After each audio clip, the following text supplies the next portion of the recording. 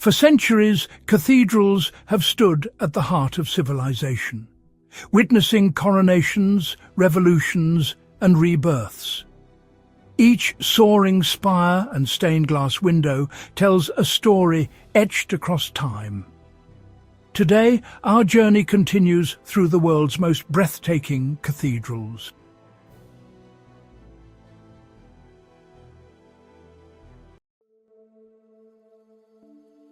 Our pilgrimage begins in the gentle rolling countryside of Hampshire in southern England.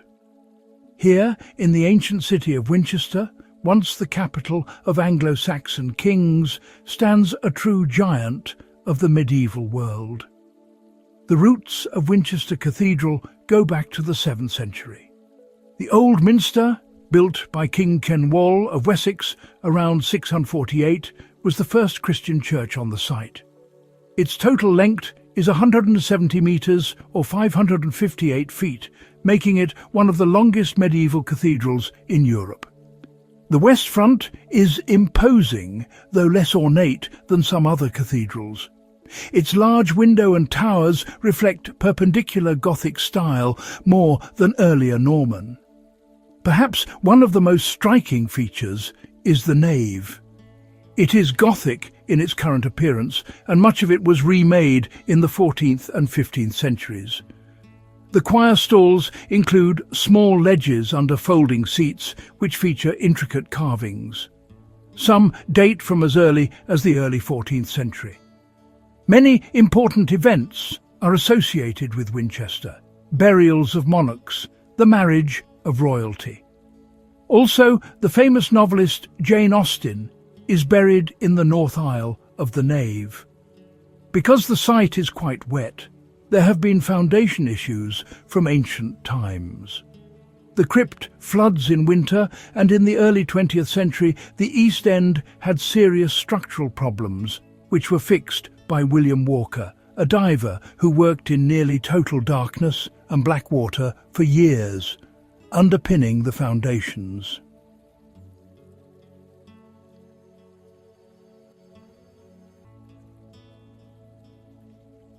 From the green fields of England, our journey takes us south to the sun-baked plains of Castilla-La Mancha. Here, perched on a granite hill and encircled by the river Tagus, lies the ancient city of Toledo. Dominating its skyline is the primate cathedral of St. Mary, known as the Cathedral Primada, the spiritual heart of the Catholic Church in Spain. The construction of the current Gothic cathedral began in 1226. The shorter south tower was never completed to the same height, and is instead capped with a Baroque dome. This asymmetry adds to the building's unique personality. To step inside the cathedral is to enter a world of colossal proportions, a forest of stone with 5 vast aisles, light through more than 750 stained glass windows. Colour washes across floors and tombs. At its heart, behind the main altar, is the astonishing El Transparente. This is a truly unique and dramatic Baroque creation, designed in the 18th century by Narciso Tomé. The main altar screen, or retablo, is another highlight of overwhelming beauty and complexity. It took 7 years to complete in the early 16th century and features a series of intricately detailed panels depicting scenes from the New Testament, culminating in a dramatic Calvary scene at its summit. The cathedral's sacristy functions as a truly world-class picture gallery. Here you will find major works by El Greco, who lived and worked in the city, including his famous Disrobing of Christ. Beyond the paintings and sculptures, the cathedral's treasury holds an object of supreme importance, the great monstrance of Arfe. Every year, this priceless and incredibly heavy object is paraded through the streets of the city, a tradition that continues to this day.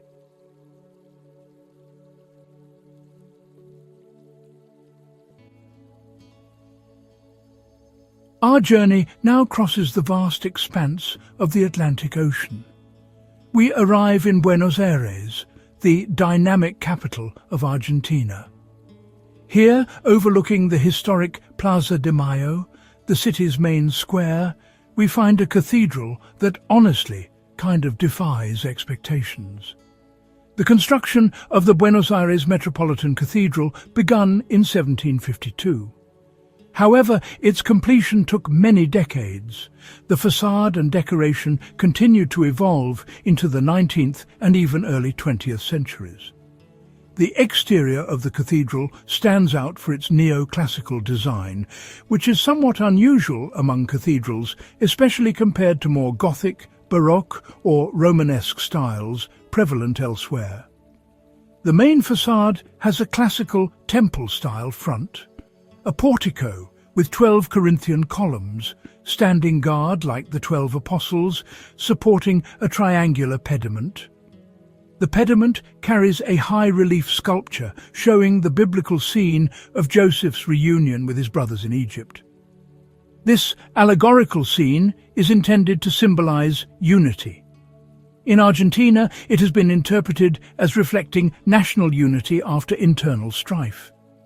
Inside, the cathedral combines colonial-era elements with later decoration. The layout is in the form of a Latin cross, with a main nave, side aisles, a transept and multiple side chapels. One of the oldest important pieces is the main altar in the Rococo style, made in 1785 by Spanish sculptor Isidro Larrea.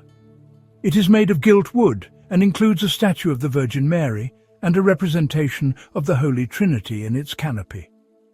A notable interior element is the mausoleum of General José de San Martín, Argentina's liberator, placed in a prominent alcove to the right of the nave. This is accompanied by the tomb of the unknown soldier, a tribute to those who died in the wars of independence.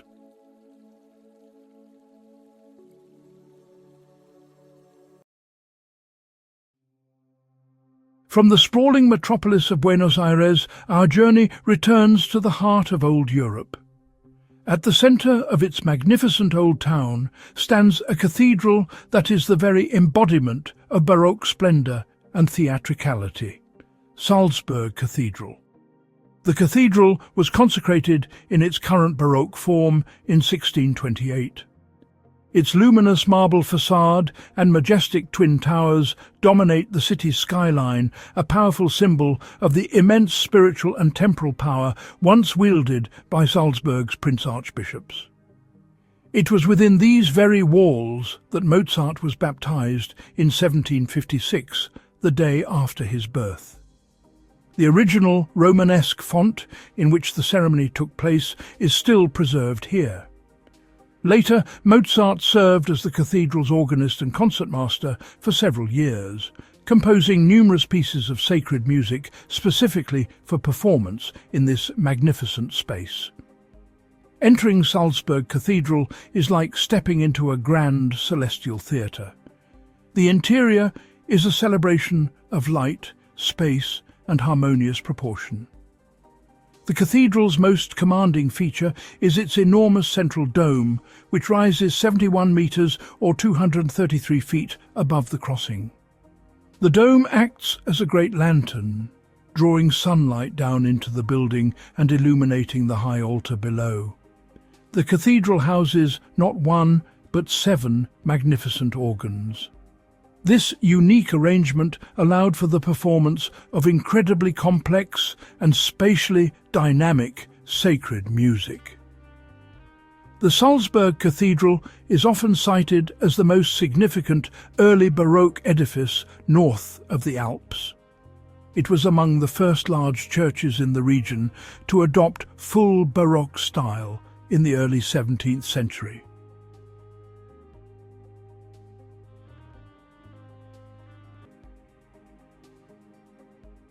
Our global pilgrimage continues south, deep into the heart of Brazil, to one of the world's most populous and energetic megacities, São Paulo. Amidst the sprawling concrete jungle of skyscrapers, a remarkable structure rises from the city's historical centre. This is the São Paulo Metropolitan Cathedral, more commonly known as the Cathedral. He designed a building that, while fundamentally Gothic in its form, pointed arches, ribbed vaults, also incorporated a feature that was distinctly un-Gothic: a massive Renaissance-style dome over the crossing, inspired by Brunelleschi's masterpiece in Florence. The cathedral is decorated with intricate carvings that feature Brazilian plants like coffee branches, pineapples, armadillos and toucans. Over 800 tons of rare marble were used in its construction. Stepping inside the Cathedral, the first impression is one of overwhelming volume and surprising light. The grand dome, it sits directly over the cathedral's crossing, acting as a colossal lantern that floods the central part of the building with the bright tropical sunlight. The stained glass windows, created by master artisans, are particularly magnificent. They depict biblical scenes and the history of Catholicism in Brazil with a vibrant modern sensibility. Beneath the main altar lies one of the cathedral's most interesting features, a vast and spacious crypt. The most notable is the tomb of Tibiriça, a 16th century indigenous chief of the Guaianás people who was an early convert to Catholicism and played a crucial role in the founding of the city of São Paulo. Some sources consider it to be the fourth largest neo-Gothic cathedral in the world.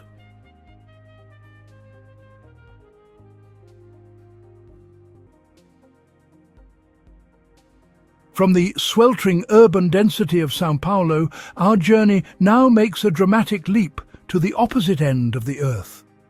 We travel far north of the Arctic Circle, to the Norwegian city of Tromsø.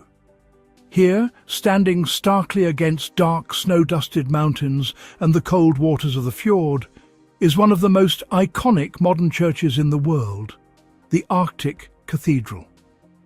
Its design was inspired by the dramatic natural forms of its environment.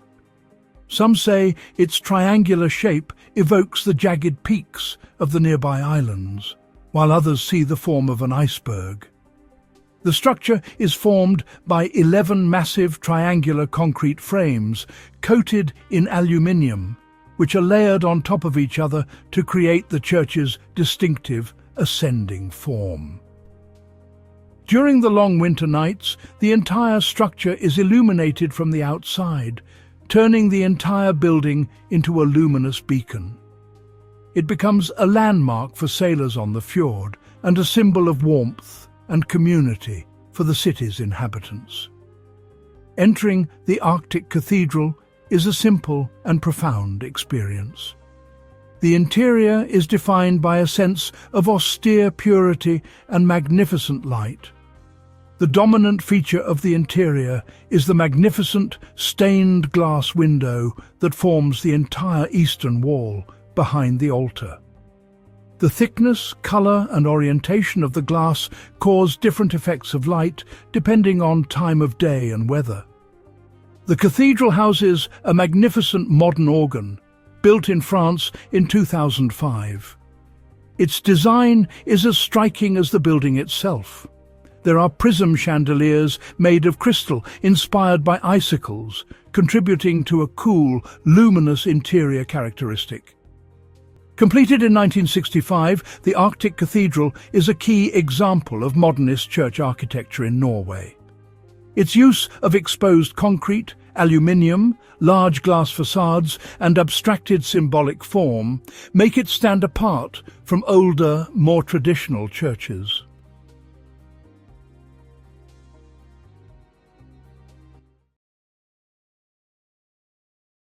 Our journey now takes us from the icy extremes of the Arctic to the sultry, humid air of the American South. We arrive in New Orleans, Louisiana. Fronting the historic Jackson Square in the famous French Quarter stands a building that is as elegant and iconic as the city itself. the Cathedral Basilica of St. Louis. This late 18th century structure forms the basis of what we see today, a legacy of the Spanish colonial period that shaped so much of the French Quarter's distinctive architecture.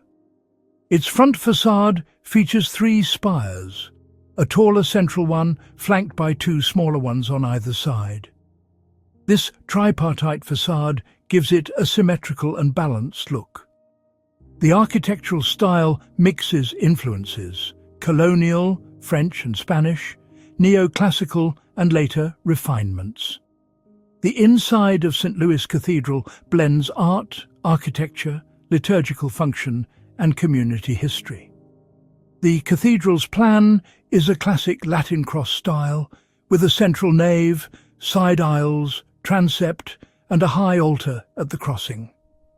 The high altar was constructed in 1852 in Belgium and is made of marble. It is supported by angels and includes statues of saints and a painting of St. Louis. The ceiling and sanctuary walls contain murals depicting biblical scenes. These were done in the 19th century by artists such as Erasmus Humbrecht. The cathedral has weathered disasters: fires, hurricanes, social upheaval. It has been reconstructed, expanded and repaired many times.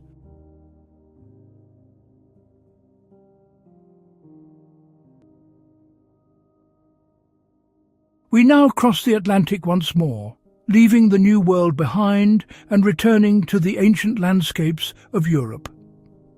Our destination is the dramatic, windswept capital of Scotland, Edinburgh.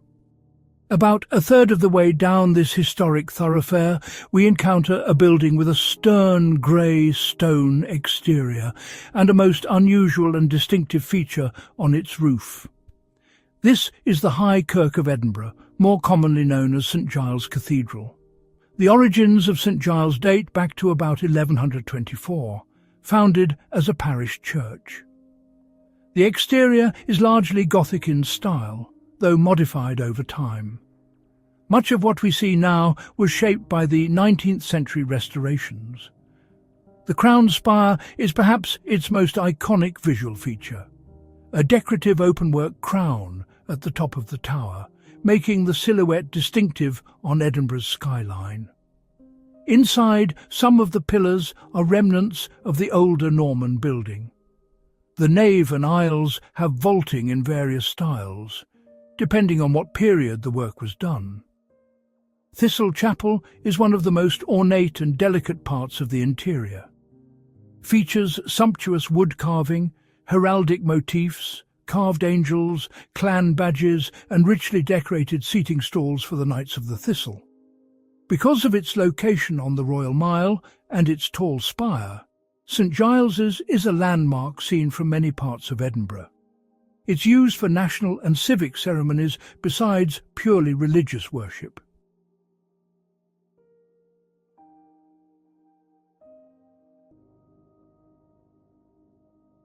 Our journey now leads us across the English Channel to Normandy, France, to Rouen, set on the banks of the River Seine. Dominating its heart is a cathedral, a masterpiece of French Gothic, a survivor of fires, wars and time. This is the Cathedral of Notre-Dame de Rouen. Construction of the current Gothic cathedral began in the 12th century, as builders replaced earlier structures. The west facade is a study in contrasts. The left tower, the Tour Saint-Romain, solid, relatively unadorned. The right tower, the Tour de Beurre or Butter Tower, a late flamboyant masterpiece. Central tower with spire rising from the crossing, now with a cast-iron spire constructed in 1876. The spire reaches about 151 metres or 495 feet tall, making it the tallest church tower in France. Inside, the central nave is high and bright, with side aisles about half its height. The side aisles are lined with chapels. At the crossing stands a lantern tower that admits light into the cathedral, illuminating the impressive central space below. The stained glass windows, dating from the 13th to the 15th centuries, depict biblical scenes. Rouen Cathedral is famed in the art world for Monet's obsessive series. In the 1890s, Monet rented a room opposite the cathedral and painted the facade over 30 times.